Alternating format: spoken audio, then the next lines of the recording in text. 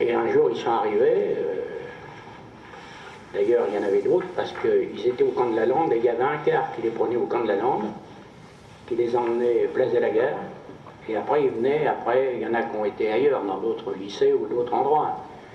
Et donc, le soir, ils repartaient, ils reprendre ce quart qui les emmenait au camp de la Lande. On descendait avec, on était 2 ou 3 à descendre avec eux. On descendait avec le gars qui avait l'étoile jaune. On le faisait, parce que c'était une sorte de nous, de trucs comme ça.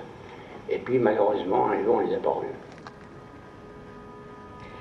Lettre au directeur du camp de la Lande, le 31 août 1942. Monsieur le directeur, mon frère, monsieur Rubin Pravidlo, et sa femme, et son petit garçon David, étaient internés dans le camp que vous dirigez. Ayant appris il y a 5 semaines environ par le petit que son père et sa mère avaient quitté pour une destination inconnue et que le petit est resté seul depuis ce temps, nous avons fait l'expédition d'un colis dont nous n'avons pas reçu de nouvelles de réception. Cela nous étonne et nous inquiète de ne pas avoir de nouvelles de ce petit. Nous craignons le pis. Aussi, je vous serais bien obligée de bien vouloir écrire à l'adresse indiquée en nous donnant de ces nouvelles. Et si un conseil de votre part nous permettait d'améliorer le sort de l'enfant.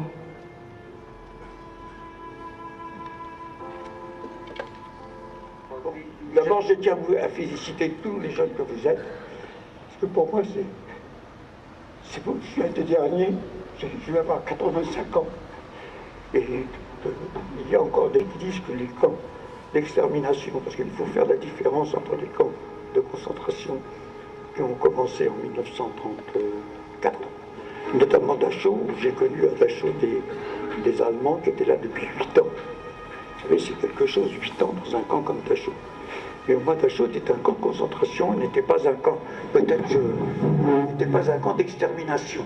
Bon, il y a eu quelques camps d'extermination, et le plus important, c'est celui d'Auschwitz-Birkenau, où j'ai été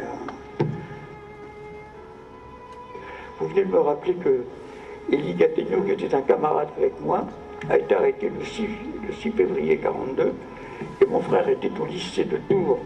Et le 8 février, la fille du professeur, qui me connaissait, est allée voir son père et il a sorti mon frère par les cuisines. Ah bah alors là, je suis arrivé à Birkenau, et on ne savait pas ce qui se passait, alors on a vu qu'ils nous ont séparés.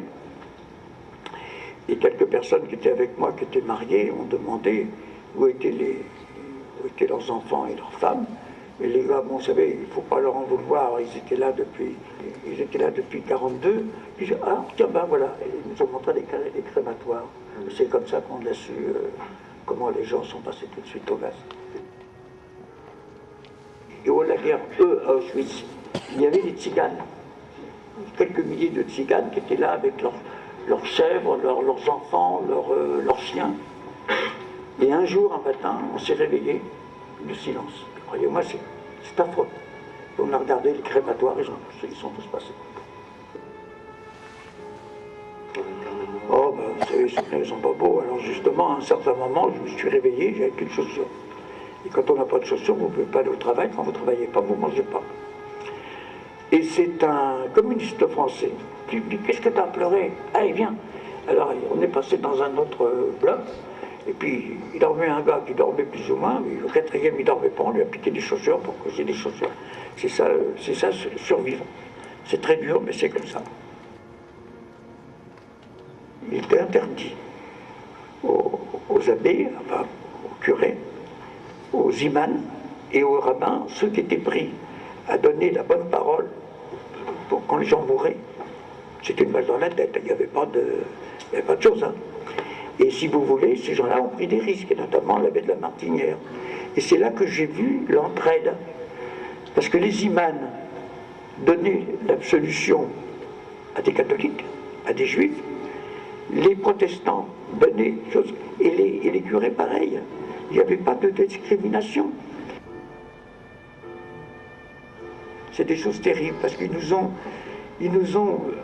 maintenant, je me rends compte, ils nous ont mis, je ne sais pas comment vous dire ça, plus bas de la société. On n'avait plus Moi, j'ai jamais pensé que j'allais parvenir. Mais ils nous ont anéantis. C'est un peu... Je me demande d'ailleurs comment nous avons survécu.